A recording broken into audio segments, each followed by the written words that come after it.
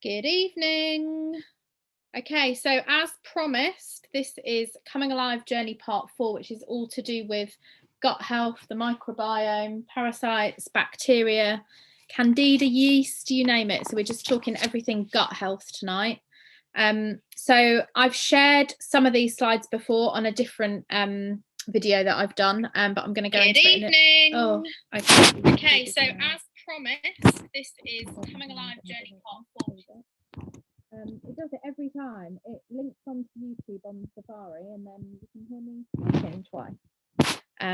But all good. So shared some of it before, but I'm going to go into a little bit more detail. And if anyone's got any questions as we go, feel free to type them into the chat. You should be able to go into the chat and I'll have a look at it as we go. Okay.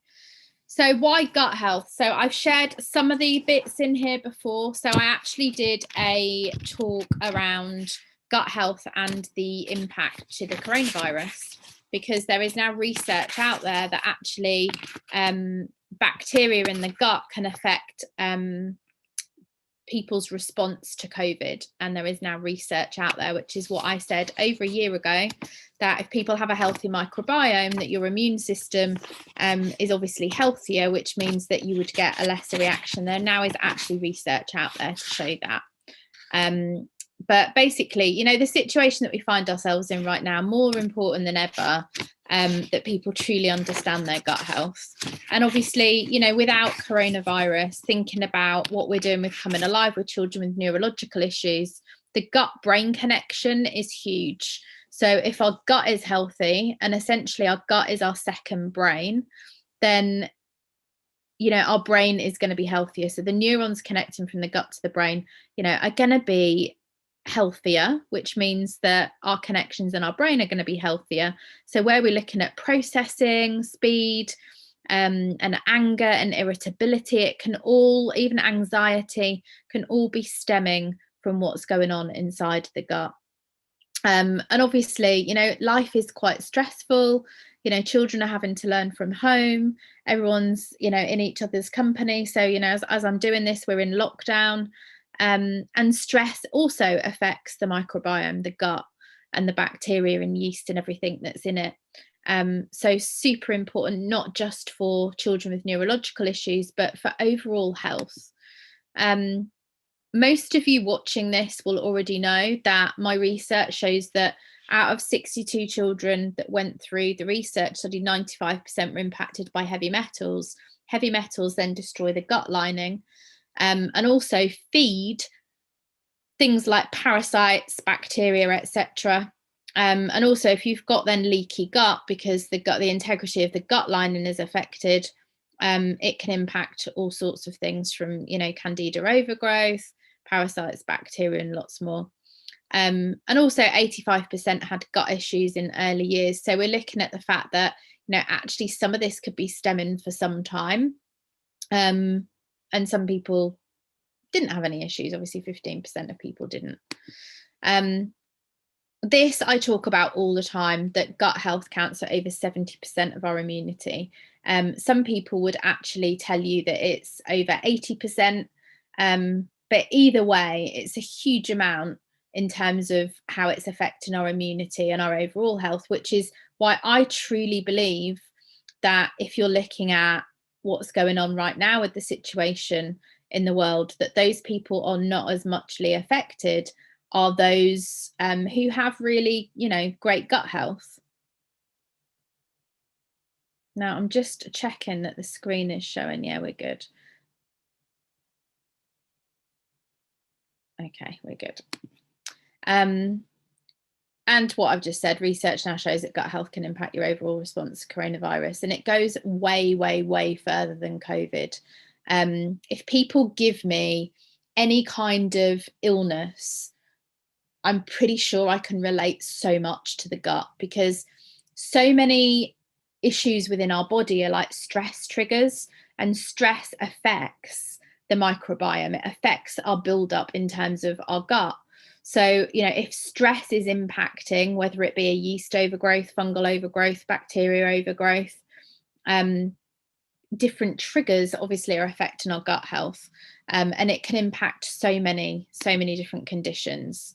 And the other thing of, why gut health and why am I even talking about this is leaky gut is not spoken about in traditional medicine. And I was actually listening to a talk from Lifestyle Medicine Summit earlier on today.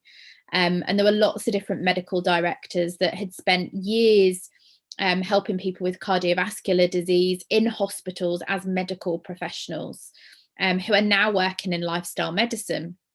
And basically, one lady, so she was a conventional cardiologist, and she was talking about her story about, it's all about disease care.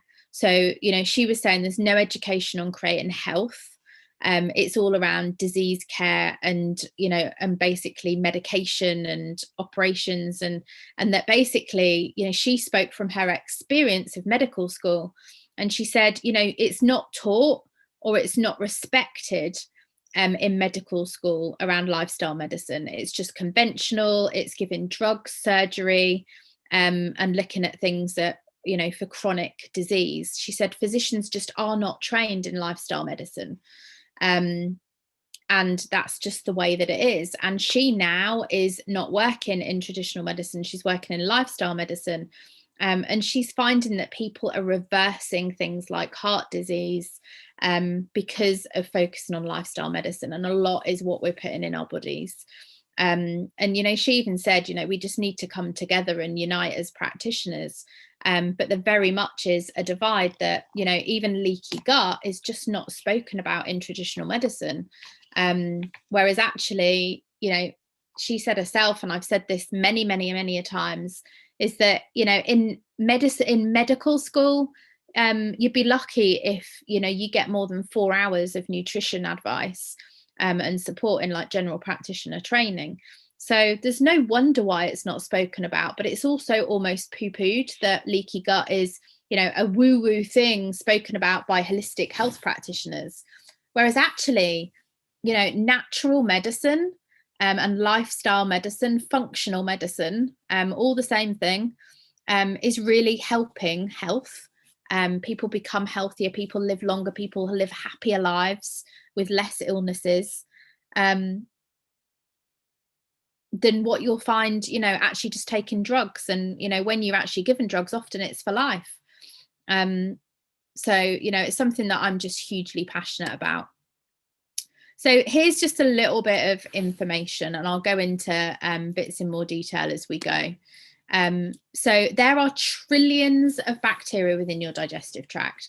So when I explain to the kids around, different intestine, small intestine, large intestine, your stomach, pancreas, and all the things that make up your digestive tract, that the community of bacteria, so the microbiome, mostly live off the food you send down the digestive tract.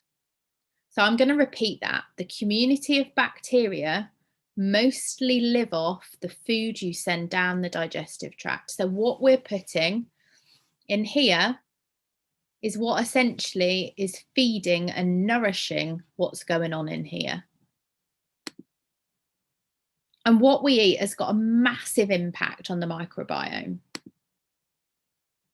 And the other thing as well is, you can't see the health of someone from the outside. Well, I always say we'll discuss this because I've got some pictures. I totally can see what's going on inside someone's body by looking at their eyes.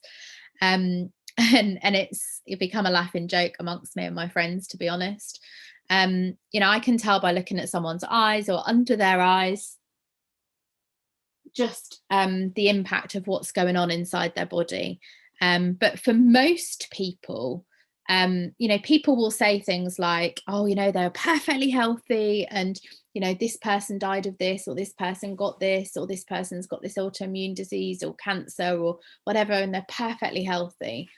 And my comment is, always inside my head that I'm thinking is, but you can't see inside their body. You don't know what's going on inside their gut. And they might have been living with a condition, whether it be headaches, brain fog, itchy scalp, itchy skin, what else? Oh, so many, exhaustion, fatigue, so many different things for the whole of their life, and it could have been gut related. But just because that has been associated with something else and they've got medication for it, we think they're healthy. So, often just by looking for someone from the outside, you don't know what's going on inside their insides, which could be affecting their health. So most of you have seen these pictures, and you can see, granted, this was totally with heavy metals as well, the swelling, the inflammation all around the head. This was like halfway into our journey, and now, and you can even see the eyes glistening that were really dark before. And you often see that in children, is that they're much darker, there's more swelling. And as you then start healing the gut and removing metals and doing everything else, you can see the eyes glistening here, which is just completely different. And here's some examples. You've seen some of these pictures before. This was just gut health. This was the entire journey, and this was just gut health. And you can see even the swelling around here. The eye is more open. You can see it here. And that's what I'm looking for. Often children are either looking inwards or outwards. You can see here the eye is looking more inwards, and it's more in the middle here. You can tell just by the shape of the eye here, and really it should follow a pattern here, and it's going inwards. So you get these like slanty eyes, or the lids coming over the eyes like here, or underneath, or you see the swelling on here, and often it is what's going on inside of the body. So let me talk about what bacteria in your gut can contribute to. Because I think a lot of things are misunderstood. And actually, when you start going on a gut health journey, there's lots of things that affect gut health, which I'm going to talk about shortly.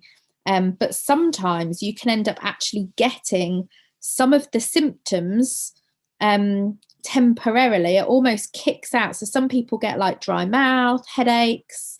Some people might get insomnia temporarily. So as you start healing the gut, sometimes you get symptoms that almost makes you want to stop doing what you're doing. And that's when you should totally push through, because the colony of bacteria in your gut can contribute to all of these things. So we've already talked about immunity. So the immune system reactions and our actual immunity. So over 70%, some people will say 80%, of our immunity stems from our gut.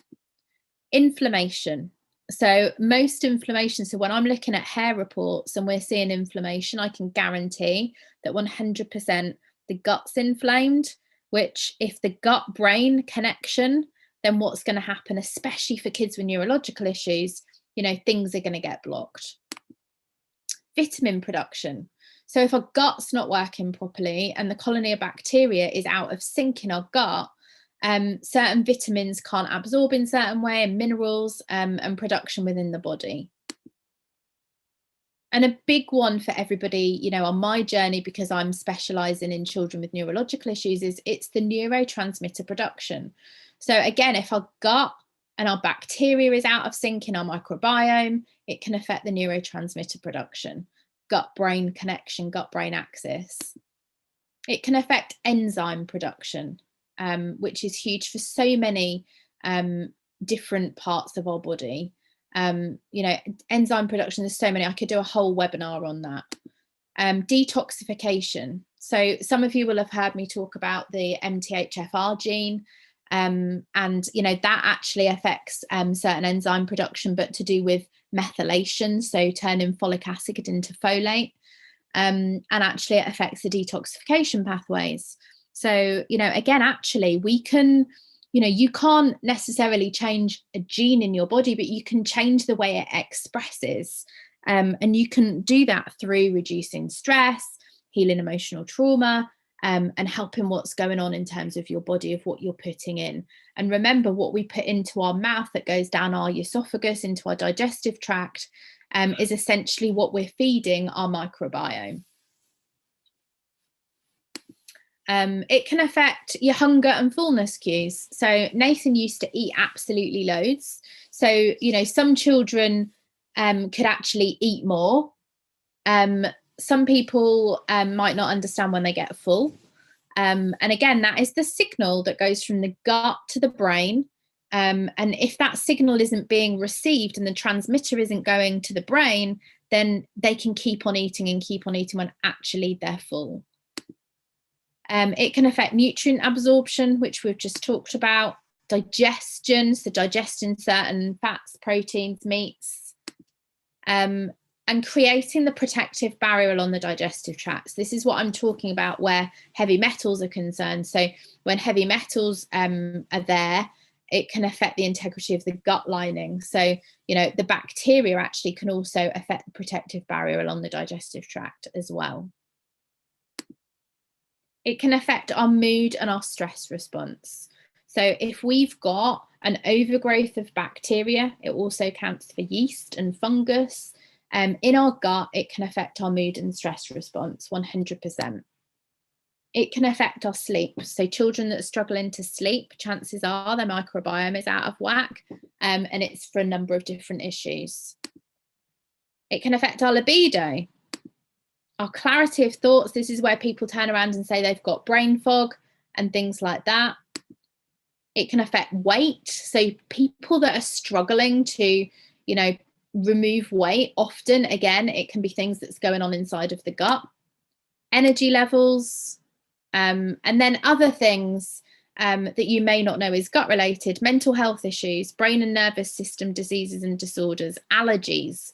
So one reason why I ask about allergies when we start this journey, and even asthma, is because, you know, obviously our story. So Leon used to be on asthma medication, and actually just from removing metals and helping with his gut, he's now off asthma medication, and he hasn't been to a doctor or hospital in 14 months now for his asthma.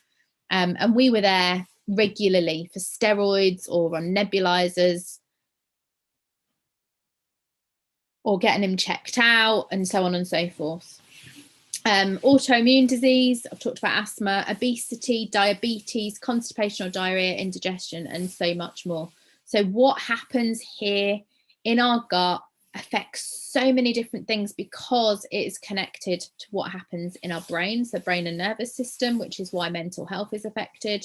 And also it stems from, you know, even children that had like dairy allergies or other allergies. People go to me, do you test for allergies? And I often say, no, actually I don't, because actually when you start healing your gut, you often find that the certain allergies aren't there anymore. So Leon used to be allergic to, God, let me get the list.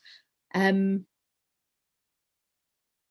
trying to think, bananas, hazelnut, milk protein. What else? There was loads. Soya. Oh, he was allergic to so many things, but he's not now. And he used to have really bad asthma. Now, granted, he had mercury poisoning, but that in itself would have affected his gut integrity. So the gut integrity lining, which then would have affected loads of things. It can also affect oral thrush. So this actually is specifically looking at Candida, and I could give you an absolute massive list for this. Tiredness and fatigue, reoccurring UTIs, digestive issues, sinus infections. People say they've got this like drip in the nose, absolutely Candida. Sinus infections, you know, even tinnitus, ringing of the ear, skin and nail fungal infections, joint pain. So many things. And that's overgrowth of yeast or fungus in the gut. We've also seen that bacteria, fungus, parasites can impact loads of things such as bedwetting, irritability, anger, frustration, so many things. There's also research to show that heavy metals and gut health can be related to IBS, cancer, migraine, depression, lupus, Crohn's disease, asthma, multiple sclerosis, Parkinson's, IBD. There is lots of evidence out there now. And it's interesting because over the last 20, 30 years, you know, the evidence is just growing and growing and growing to show that lifestyle medicine actually is helping to prevent, if not reverse, so many different conditions.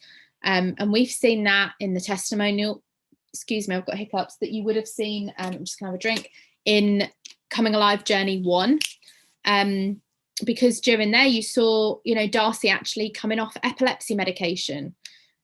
We've seen Leon come off asthma medication. I've seen people come off other medication that they've been on for quite some time. Ritalin, ADHD medication people have come off. You know, and actually, you know, do we want to be taking that for life, or do we want to get to root cause and actually really help the issues at hand? So this might look yummy to some of you. This would have been what we probably would have put on our plate if we were going out to eat. So let me talk about some of the foods that can aggravate the gut. I'm just going to quickly take a drink. Okay, so some of the things that can aggravate the gut, and I'm going to start with sugar. Now, again, I was listening to another talk today that completely backed up everything that I was saying, actually. In fact, everyone that spoke at the Lifestyle Summit, all of them spoke about sugar, ironically. And interestingly, there's lots of evidence around GMOs and, you know, even sugar beet. So, you know, not just cane sugar, but, you know, sugar beet as well, being really quite nasty to the body. And actually sugar causes inflammation. Sugar actually causes inflammation. And when we looked at what's happening in the gut, you know, if that's inflamed, it's going to affect the receptors and the neurotransmitters to the brain. So sugar is huge. And I do a massive chat with children around sugar and the cravings for sugar and the reasons why you crave sugar. And the thing is, sugar keeps feeding Candida. So like the yeast and fungus, it keeps feeding it.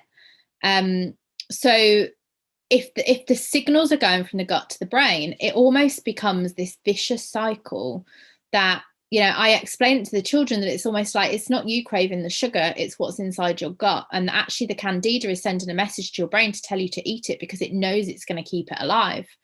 So not only is it an inflammatory, it will continue feeding the things that you don't want growing inside of your gut, which affect all of those things that I talked about earlier.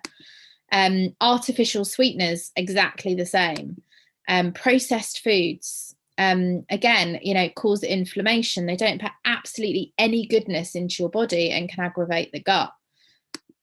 Gluten. So this is a really interesting one because, you know, this isn't the same for everybody. Like, we totally advocate whole foods, but gluten can be a trigger for many people. And, you know, since starting this journey and doing like the MTHFR training and detoxification and, you know, the scanners that I'm using, you know, often children with neurological issues, and actually cutting out gluten, there is research that it helps reverse autism. It's not just gluten alone, but actually, again, it's the fact, what I believe is that, you know, gluten actually can be a trigger for the MTHFR gene, which affects detoxification, which means the body is storing excess toxins, and the body just can't process it. And it really makes the body struggle. So, which is why I believe that actually that is a trigger. And it isn't necessarily a trigger to everybody, but it can be. And often lots of children within the research study and people that I've, you know, been scanning recently, gluten definitely has been a trigger for them, 100% if they've got the MTHFR gene expressing. So let's talk about nourishing the gut then. So fats and oils, we're talking good fats and oils. So, you know, things like olive oil, avocados, fish oils, those kind of things in moderation, right? We're not saying, you know, this is not, you know, going on a keto diet, for example, and doing high fat, low carb. It's a balanced, you know, lots of plant-based diet, really. Nourishing the gut. Yes, people, you know, often are still eating meats, and, you know, if you are, I advocate grass-fed, and I'll talk about that in a minute. But other omega sources like flax seeds, walnuts, chia seeds, you know, seeds are really amazing. Vegetables and fruits. So vegetables, you know, all green leafy veg that you can see on here. So spinach, kale, dark leafy greens, you know, you've got blueberries on here, strawberries, you know, darker berries are really, really good. And And, you know, where possible, I always say go organic, you know, if possible. Other things that actually I've not talked about in terms of, I'm just going to go back a second, foods that can aggravate. Corn can aggravate the body, soy can aggravate the body. We talked about sugar beet, and then we've talked about these other things on here as well. So if we're going back to this list, other things, prebiotics, so chicory root, garlic, onions, leeks, which really help the body. Probiotics. So there's a few things that I recommend here. So with probiotics, I mean, if you've got a bifidobacteria and lactobacillus blend, you know, often that's what people take. Vitamin E is often in some probiotics, because again, that can be quite helpful for the gut. But also if you've got Candida overgrowth, or, you know, you've got yeast or fungus, Saccharomyces boulardii, the strain, is a really good probiotic. And fermented foods. Now, quickly, just talking about overall health for a second. So, you know, from a meat perspective, what you've got to realize is with meat, so, you know, things like chicken, beef, you name it, you don't know what is being fed into, you know, into that meat.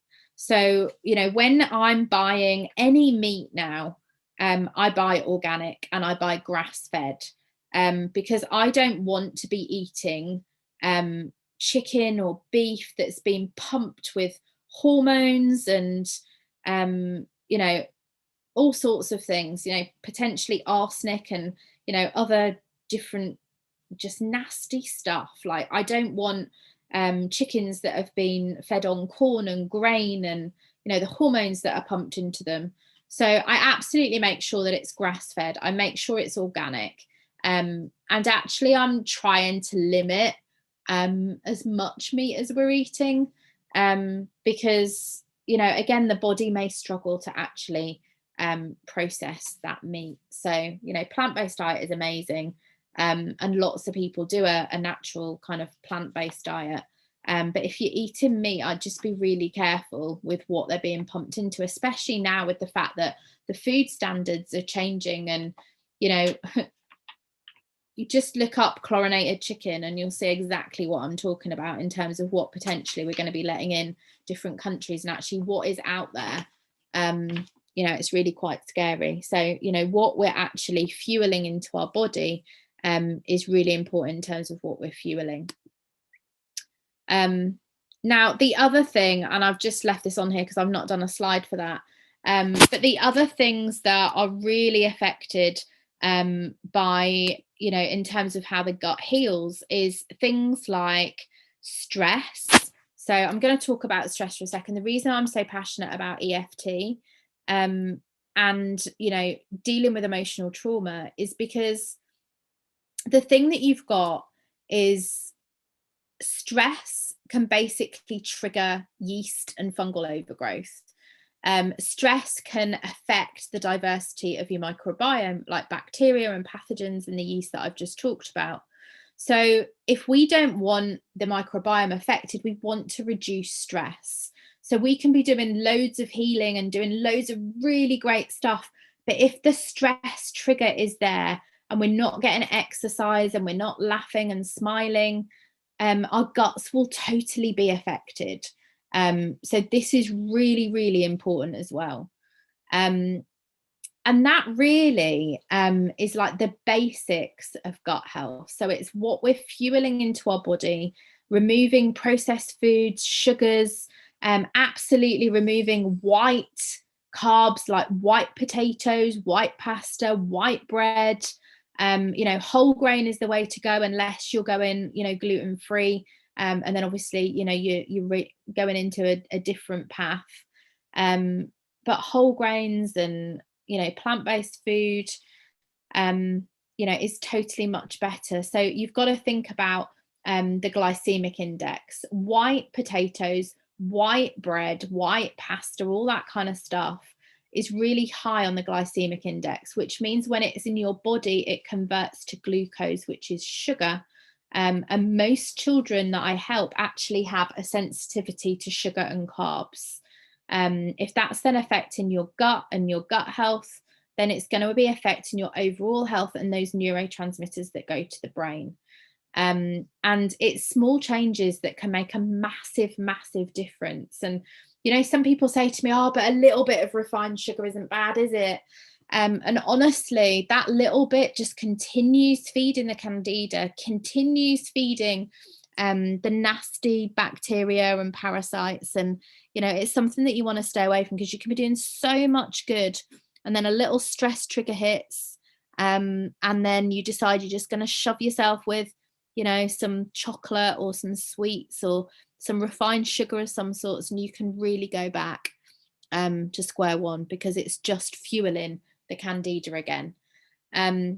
So with the food, with the probiotics, with the removing stress, with the exercise and all of those things, it's totally going to be helping the microbiome. So I could go into this for hours on end, but this is just really an introduction to it, to share some of the basics. Even cutting out sugar 100% will stop the inflammation, which will have a massive impact on overall health. So I'm just going to pause for a second and mute myself, and I'm just going to check to see if there's any comments so I can answer questions.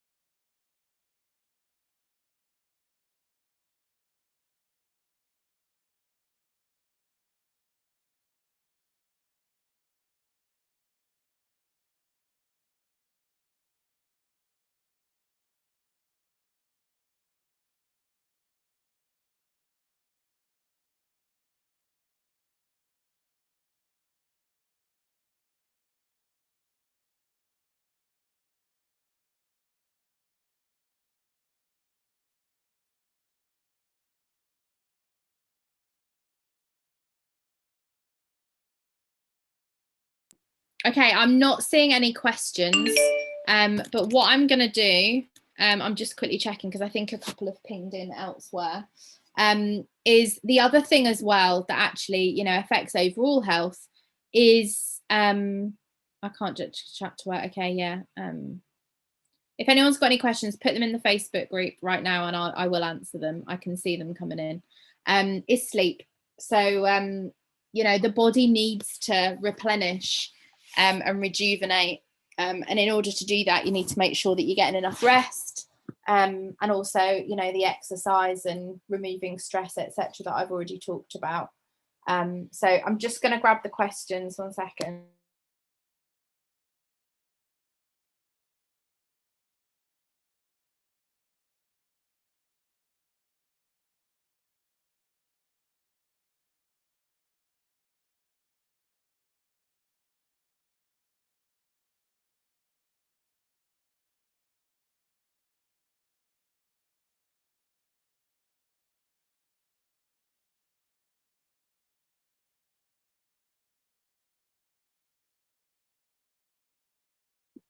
I can see people typing, so I'm just going to wait for them to come in and then I'll answer them.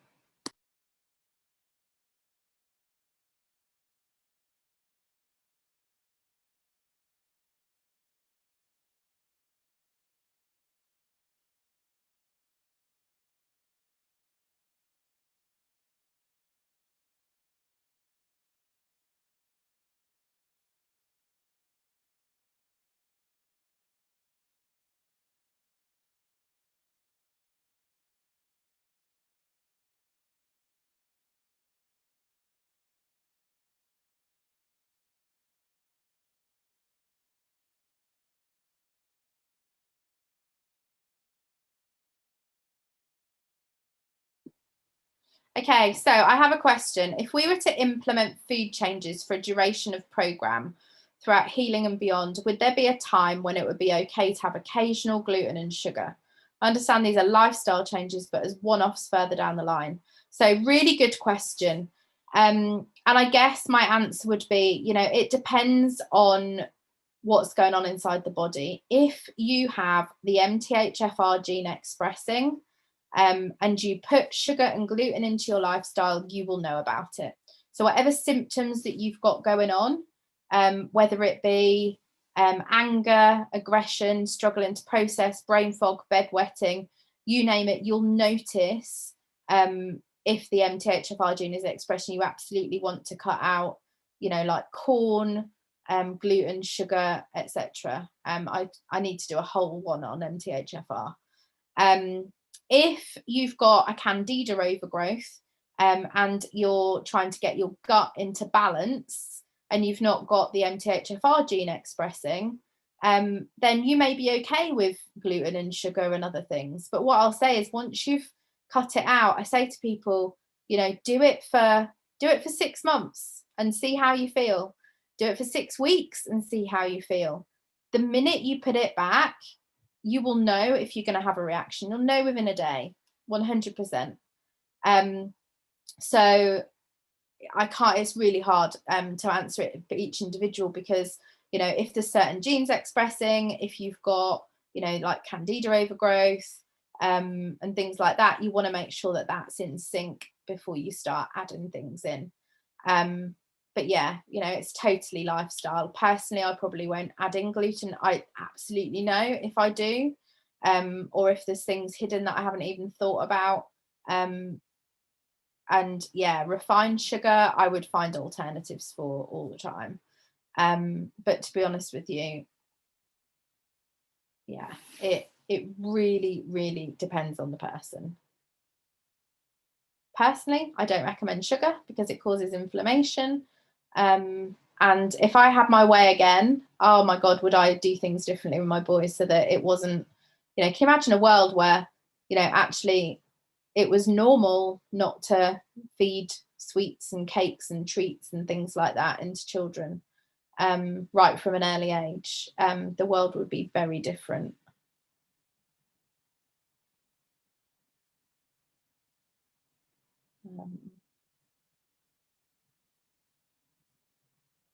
So in terms of MTHFR, you can do genetic testing, so DNA, which I can do.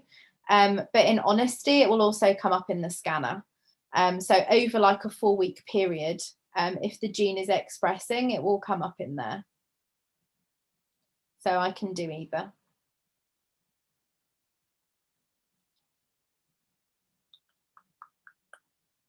Okay. If anyone's got any other questions, you can always go on to comingalive.co.uk and go on the contact form and send in an email, or go on the Coming Alive actual main Facebook group. So the one that says Coming Alive, helping kids with anxiety, ADHD, ASD, dyslexia, dyspraxia, PDA, etc. And just put your comments in there. It's, people are getting more interactive in there. Post, that's your free community group. So, anybody that's in there, you post a question and you totally will get an answer. Okay.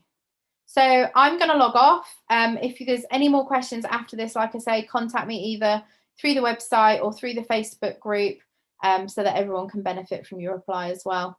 But thank you for joining. There's lots more different webinars and videos and stuff coming up. Just keep checking the group and they'll all be in there.